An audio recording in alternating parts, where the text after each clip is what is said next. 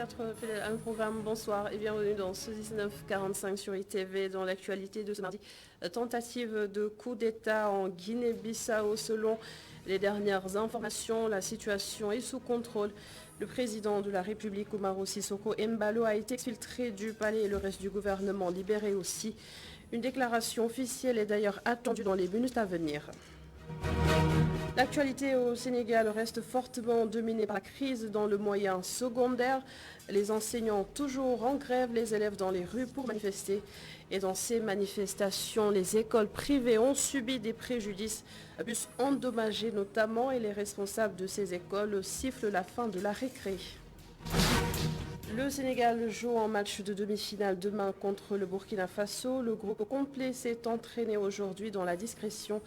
Assure aussi l'essentiel de la conférence de presse d'avant-match du coach Aliou Cissé.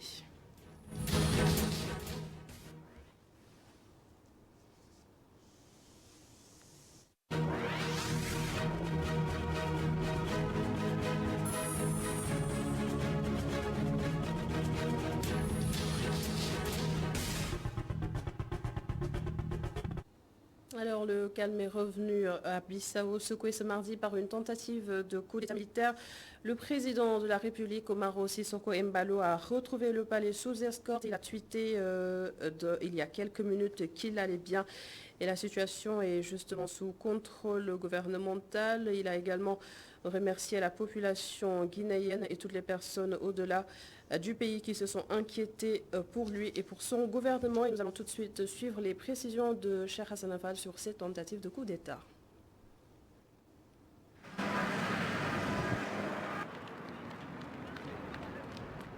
Ce mardi matin, alors que le président Embalo et son gouvernement dirigé par Nuno Gomes Nabian étaient en conseil des ministres extraordinaires, des personnes armées ont engagé le combat avec l'armée en faction devant le palais. Les militaires autour du palais du gouvernement tenaient les gens à distance, des échanges de tirs qui ont obligé l'armée bissau-guinéenne à envoyer des renforts sur place. Selon l'agence de presse portugaise Lusa, les militaires sont entrés dans le palais, les membres du gouvernement ont été libérés, mais l'on ne sait toujours pas où se trouve le président et le premier ministre. Une situation difficile qui inquiète plus d'un, la CEDEAO en première ligne, déjà engagée dans la médiation dans d'autres nations victimes de la révolte des militaires. L'instance sous-régionale, à travers un communiqué, condamné cette tentative de coup d'État en Guinée-Bissau avant d'exhorter les militaires à regagner leurs casernes. Même son de cloche chez le secrétaire général de l'Organisation des Nations Unies, Antonio Guterres, a lui aussi demandé à l'armée de retourner dans les casernes tout en réclamant le plein respect des institutions démocratiques du pays. Le président de la Commission de l'Union africaine, Moussa Faki Mahamat, a de son côté dit suivre avec préoccupation les événements en cours à Bissau et qui s'apparentent à une tentative de coup d'État. L'Union africaine appelle également les militaires à retourner sans délai dans les casernes et protéger l'intégrité du président Umaro Sissoco Embalo et les membres de son gouvernement tout en libérant les personnes arrêtées. Ces incidents interviennent quelques jours après un remaniement gouvernemental décidé par le président de la République Umaro Sissoco Embalo, un remaniement contesté par le parti du premier ministre Nuno Gomes Nabian. A rappelé aussi que le chef d'état-major général des armées, Yaga Nantam, est à Barcelone depuis quelques jours pour des raisons médicales. Aux dernières nouvelles, le calme serait revenu à Bissau où le président a retrouvé le palais sous escorte. Il a été exfiltré du siège du gouvernement où lui et son équipe ont essuyé des tirs en début d'après-midi.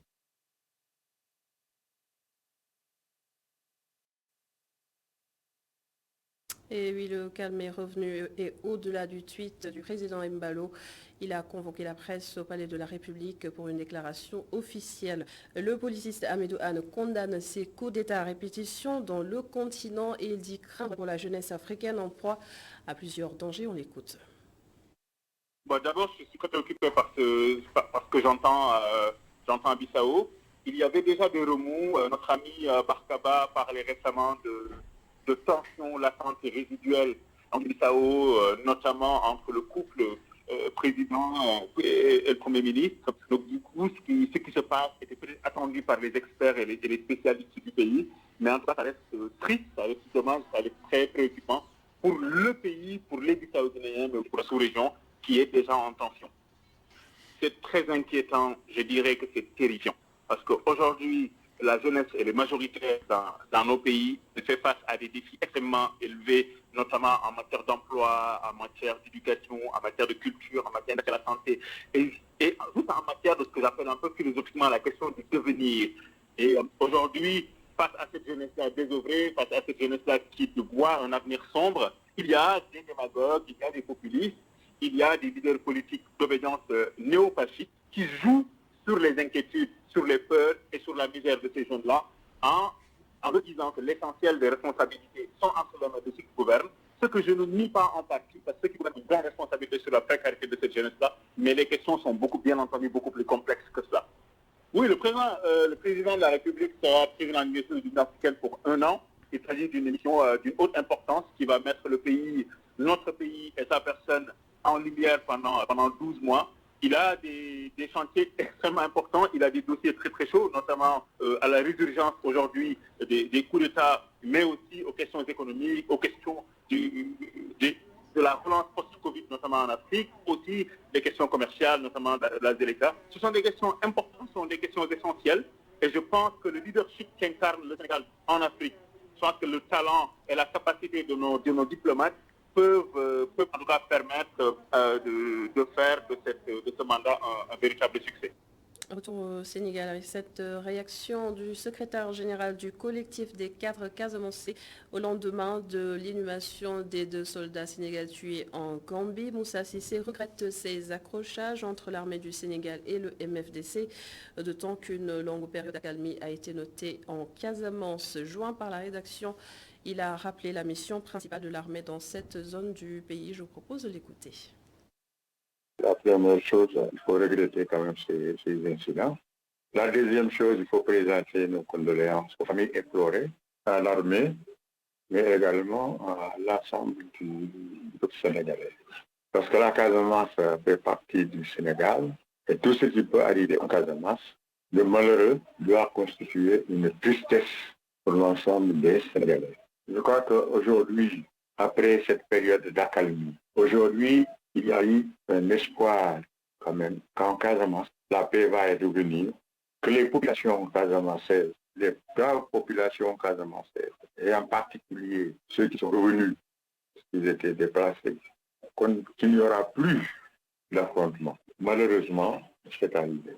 Je pense que d'une part, il faut continuer à discuter, mais d'autre part aussi, on ne peut pas accepter aussi que, quel que soit les personnes, quelles que soient leurs revendications, accepter que personne mal intentionné, j'allais même dire, puisse s'attaquer aux forces de défense et de sécurité de ce pays. Est-ce que vous n'avez pas peur que ce qui s'est passé ait des suites peu souhaitables en Casamance?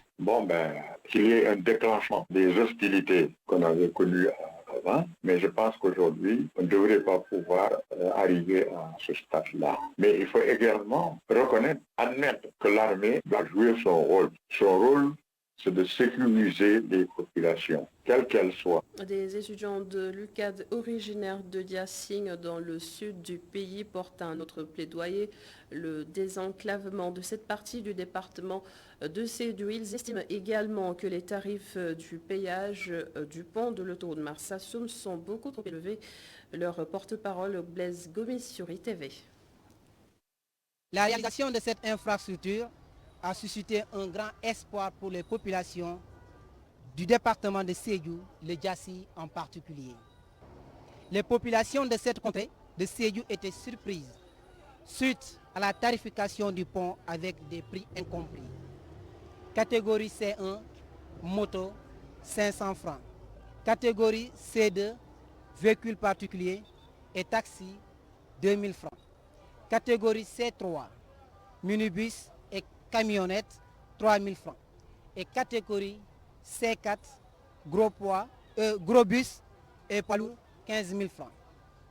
Alors ces prix sont jugés excessifs et insoutenables aux yeux des populations locales qui ont le droit à la libre circulation.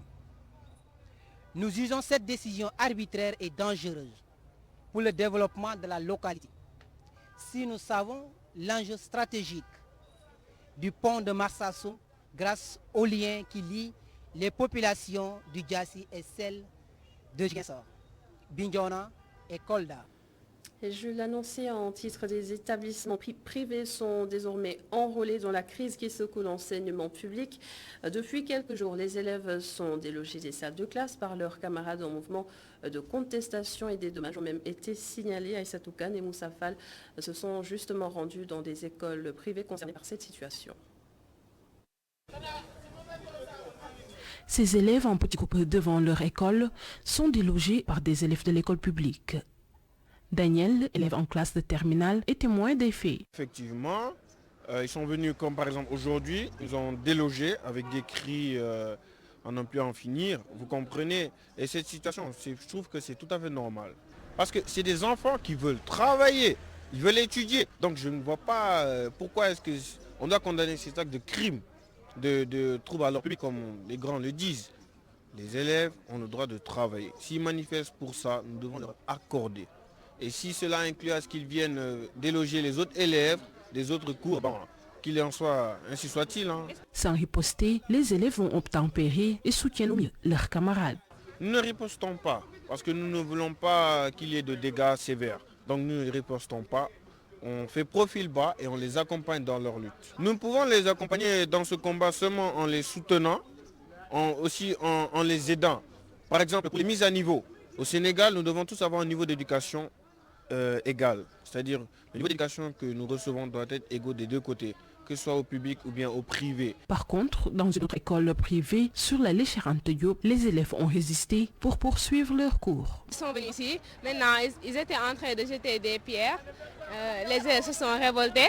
En accord avec ses camarades de classe, Fatima Sow est contre l'attitude des jeunes grévistes. Nous sommes contre ce qu'ils font, mais ils ont leur droit de manifester, mais pas comme ça. Ils peuvent manifester autrement, comme faire des marches pacifiques, mais pas comme ça. L'élève en classe de 5e n'a pas hésité à lancer un message à l'État et aux enseignants. C'est le président qui doit aider les enfants. Il y en a qui doivent faire des examens, comme nous, ils veulent étudier. Et maintenant, on doit les aider. À cause de cette situation, la plupart de ces élèves inscrits dans ces écoles privées ont fait le choix de payer leurs études afin de ne pas subir les grèves. Une situation inconfortable et qui risque de porter un sacré coup dur à l'année scolaire en cours. Le ministère de l'Éducation nationale est donc vivement interpellé pour régler cette crise. La Fédération de l'éducation et de la formation, qui regroupe l'enseignement catholique et les écoles privées laïques du Sénégal, déplore les préjudices causés. Son président Charles Biagui, joint par Malik Sissé. Depuis quelques jours, l'école sénégalaise traverse une crise qui affecte tous les segments du système éducatif, y compris le sous-secteur de l'enseignement privé. Nous constatons que les élèves grévistes en arrivent à déloger les camarades des établissements privés d'enseignement sur l'étendue du territoire national. Le niveau de violence a commencé à causer des dommages et des préjudices inestimables, avec des bus caillassés et plus gravement des élèves blessés. La Fédération de l'éducation et de la formation FEF interpelle l'État à faire valoir sa responsabilité de protection des citoyens et de leurs biens et exhorte tous les acteurs à plus de retenue pour sauver l'école sénégalaise du chaos. Nous sommes convaincus que les revendications du droit à l'éducation est tout à fait légitime, ce que réclament les élèves du public. Mais il ne peut pas non plus dénier ce droit aux élèves qui fréquentent les écoles de l'enseignement privé. Donc, nous demandons le strict respect des droits pour que tout le monde y sorte gagnant. Et nous parlons de tout à fait autre chose maintenant. Ça doit être ça, vivre avec le virus. Avec le temps, nous avons tous appris à nous habituer au coronavirus. La psychose de départ a fini par laisser place à un désintérêt. L'on se demande alors si la campagne de sensibilisation lancée depuis le début de la crise sanitaire par le ministère de la Santé est toujours d'actualité. Voyez ce reportage réalisé auprès de la population sénégalaise par Mamadou Siabakar Diop. Le variant Omicron est toujours présent, mais la campagne de sensibilisation semble tourner au ralenti de la vie de certains citoyens. Selon eux, les autorités ont péché dans la communication. Autorité moom Les autorités ont pêché dans leur communication, je pense qu'ils ont renoncé un peu, parce qu'ils insistaient beaucoup sur les mesures barrières, mais ce n'est plus le cas. C'est leur communication qui est anormale. Je pense que s'ils savaient bien communiquer, la population allait suivre. Modou Thiam et Samba ont pratiquement délaissé le port du masque. Le comportement et le discours des autorités sont passés par là. Je ne porte plus de masque, mais au début je le faisais à cause des policiers. Maintenant, ce n'est plus le cas. Personnellement, je mets le masque dans ma poche pour rester prudent. Si on me demande de le porter, je le fais. Dans le cas contraire, je ne le fais pas. Si les autorités ne communiquent plus assez sur la Covid-19, la responsabilité individuelle doit être la solution afin de barrer la route à la contamination. La maladie est toujours là, mais je pense que chacun doit prendre ses responsabilités et essayer, pourquoi pas, de vivre avec le virus. Chacun doit prendre ses responsabilités en portant le masque à bord des bus et se laver les mains de retour à la maison. Malgré la présence du variant Omicron au Sénégal, certains citoyens pensent que les autorités ont baissé d'un ton sur la sensibilisation. Toutefois, ils estiment qu'il faudra apprendre à vivre avec le virus, mais tout en essayant de se protéger soi-même.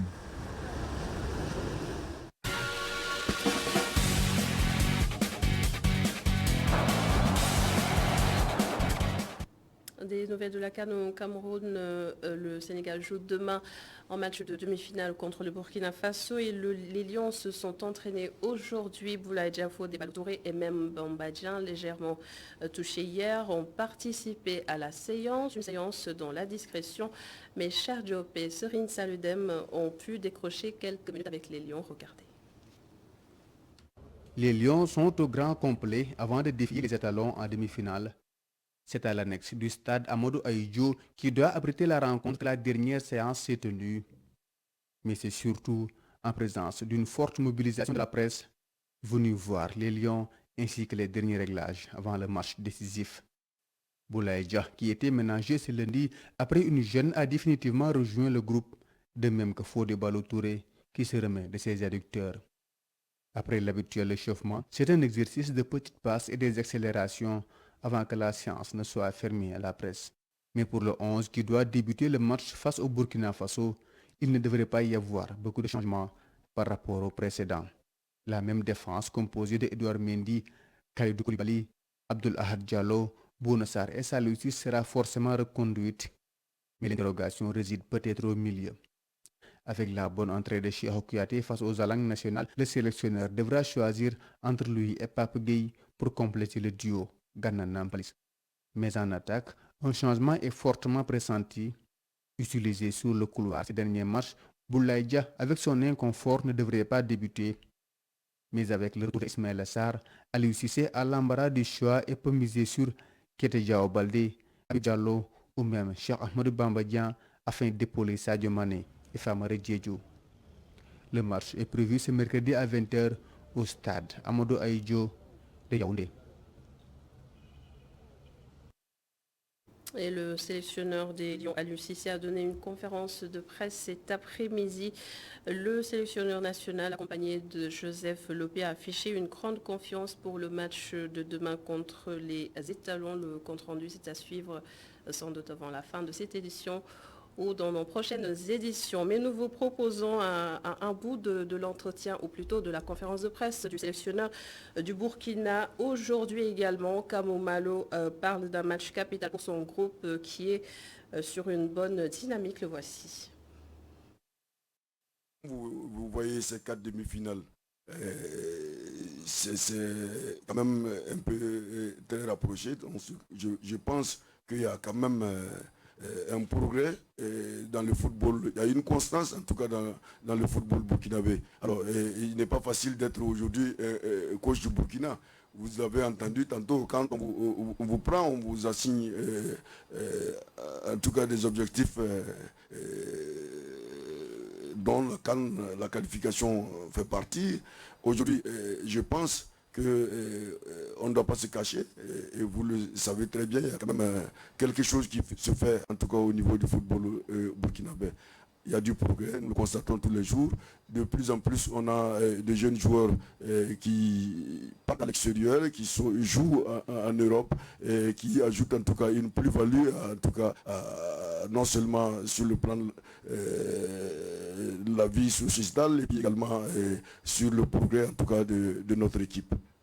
Et Kamo Malo qui a également salué le travail de Aliou Cissé à la tête de l'équipe nationale du Sénégal. Pour le coach des étalons, les fédérations africaines doivent davantage valoriser les techniciens locaux. On l'écoute. Merci pour l'opportunité que vous me donnez ici de rendre hommage à Aliou Cissé parce que c'est un dévancier dans ce cercle très fermé, en tout cas des techniciens africains qui sont arrivés à ce niveau. Alors j'ai beaucoup de respect pour le monsieur. Alors c'est ici, je pense que le combat d'Aliou Cissé est le même combat que je mène. En tout cas pour beaucoup plus de visibilité sur les coachs africains. Alors il ne faut pas se le cacher. Il n'y a pas très longtemps, chaque pays allait chercher son sorcier. Je vais éviter d'énoncer une couleur, mais c'est simplement pour vous dire que nous aussi nous avons faim. Alors, et pour que nous puissions atteindre nos objectifs, il va falloir que nos dirigeants africains fassent confiance désormais à cette expertise africaine. Et Dieu seul sait, il y en a. Alors, il suffit simplement, on a besoin seulement de cette confiance et de cet accompagnement. Alors, ce qu'on pourrait admettre pour l'autre, pourquoi pas nous? Alors, les autres se sont développés à tel point qu'ils viennent nous envahir. Alors, permettez-nous aussi de... Les demi-finales en tournant plein de pression, c'est aussi un moment populaire puisque beaucoup adhèrent et s'intéressent au match. On parle même de supporters constants et de supporters de circonstances. L'un comme l'autre, notre reporter Khadija Diouf a donné la parole à tous ceux qui supportent actuellement l'équipe du Sénégal. À Fan Hock, l'ambiance de la CAN n'est pas encore au rendez-vous. Dans ce quartier, certains suivent avec intérêt les performances des Lions depuis le début de la CAN.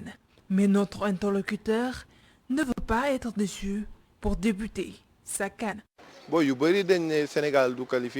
Beaucoup de mes amis ont refusé de porter le maillot national pour supporter. Moi, je suis les matchs, mais je ne compte pas supporter maintenant. J'attends la finale pour porter mon maillot. Doudou aussi se veut prudent. L'échec de 2002 lui est resté à travers la gorge. C'est pourquoi il préfère attendre le jour de la finale pour se mettre aux couleurs de l'équipe. Depuis 2002,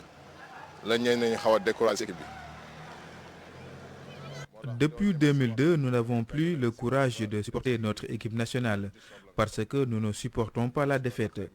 C'est mieux d'attendre qu'il gagne d'abord la coupe pour reprendre confiance. Franchement,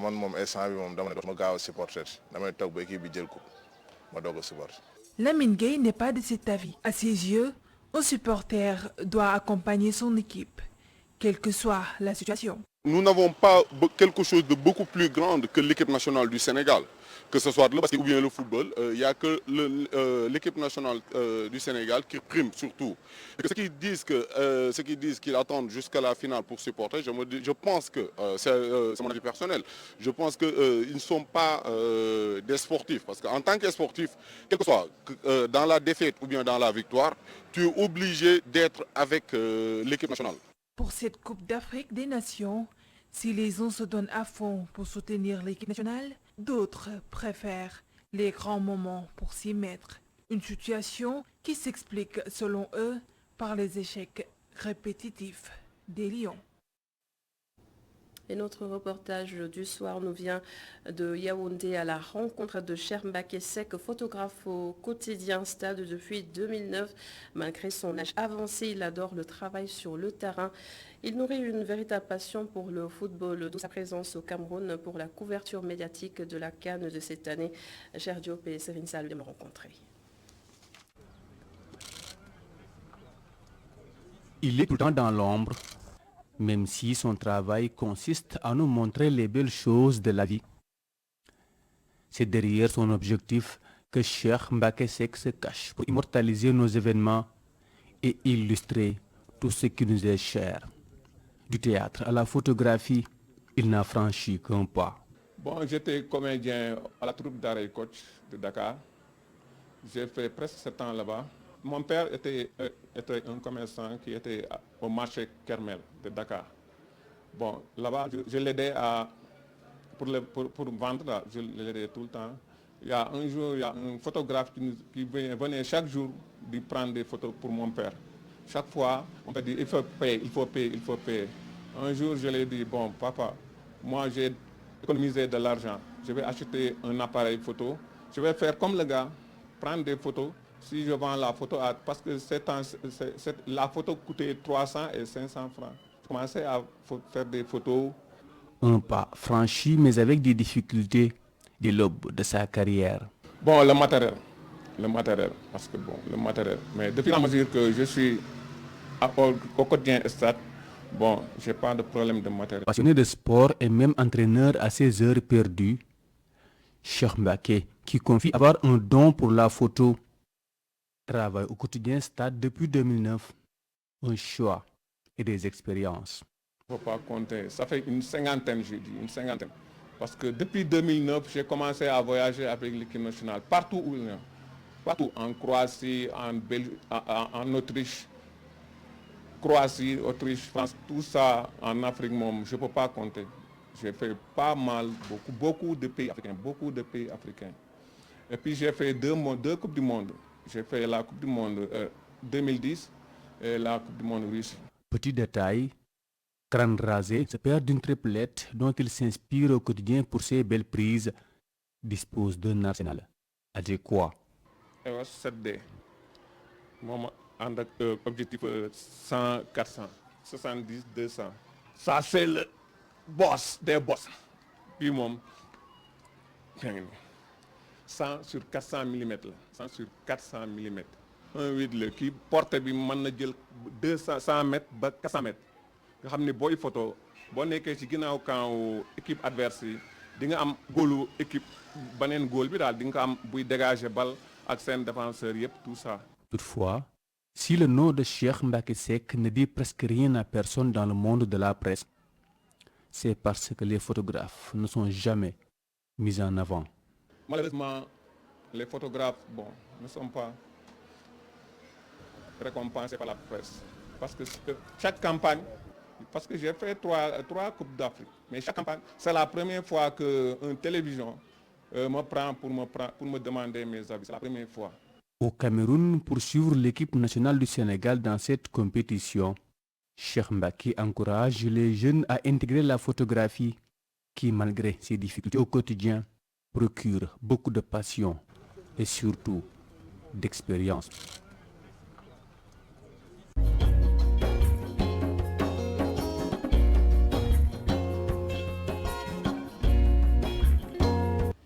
De la passion également dans notre rubrique Réussir au Sénégal et notre modèle de réussite ce soir, Moustapha Mbacké, entrepreneur âgé de 30 ans. Il gère des snack bars restaurants à Dakar avec un concept Diaye Fondé pour valoriser le Made in Sénégal. Aïssatou Kane et Selma Diallo.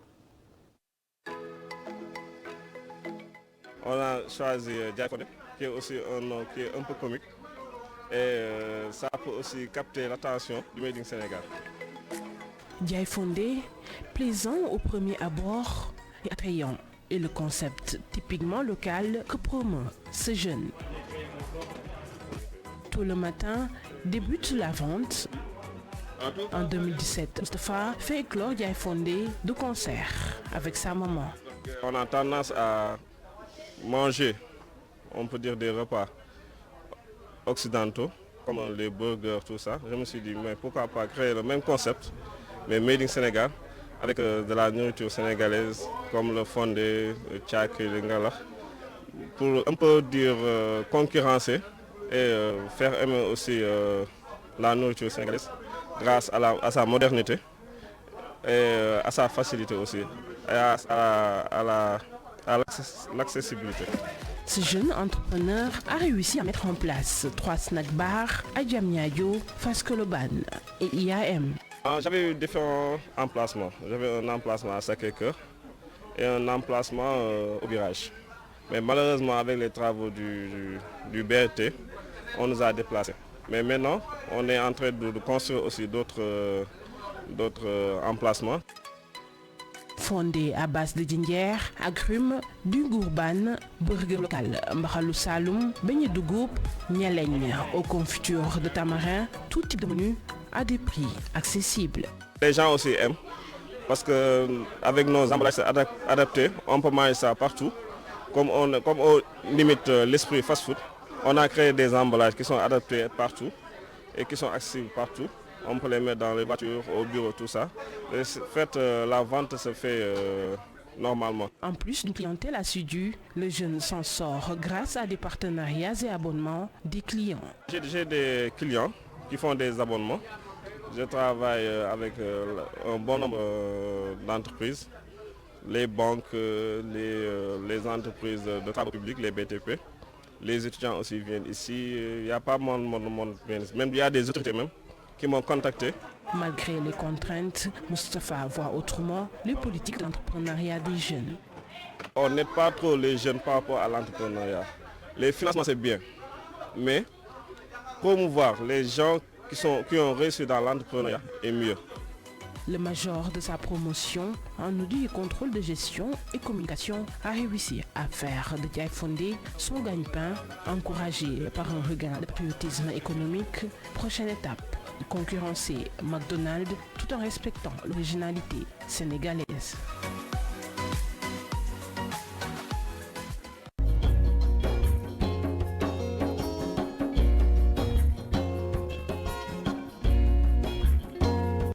Et nous retrouvons finalement à l'UNCC en conférence de presse d'avant-match aujourd'hui. Le sélectionneur national, accompagné de Joseph Lopé, a affiché une grande confiance pour le match de demain contre le Burkina Faso. Le compte-rendu est signé Saïkou Seydi Babacar Ndiaye.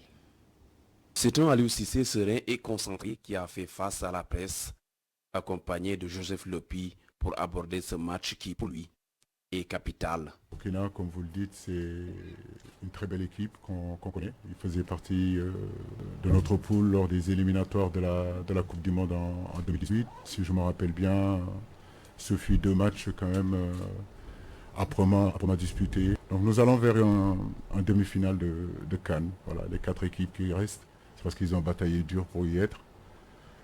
Et nous nous attendons à un match difficile, mais nous sommes prêts. Joseph Lopé abonde dans le même sens. Le milieu de terrain des Lions assure que ses coéquipiers sont conscients de l'attente du peuple sénégalais et sont prêts à se battre pour atteindre leur objectif. On sait qu'il y a des matchs importants qui vont arriver, comme le coach l'a dit. On va jouer face à une très bonne équipe qui a mérité sa qualification. Donc on sait que voilà, quand on a des objectifs, faut toujours rester concentré et continuer à avancer. On a gagné, il y a un match important qui arrive, donc voilà, le discours c'est de rester mobilisé, de rester toujours concentré pour la suite. La suite, c'est ce mercredi contre les étalons, un pas de plus vers le Graal. Nous espérons bien sûr cette étoile-là, voilà, donc nous travaillons pour ça depuis des années. Nous sommes proches, on n'a jamais été aussi proches, mais il y a l'obstacle burkinabé, comme vous le dites, qui est là, qu'il faut passer demain. Ce sera la première fois que ces 2 équipes s'affrontent en demi-finale d'une Coupe d'Afrique des Nations. Et c'est la fin de ce journal. Merci de l'avoir suivi. Merci à l'ensemble des équipes en régie. Bonne suite des programmes. Rendez-vous demain pour notre 19h45.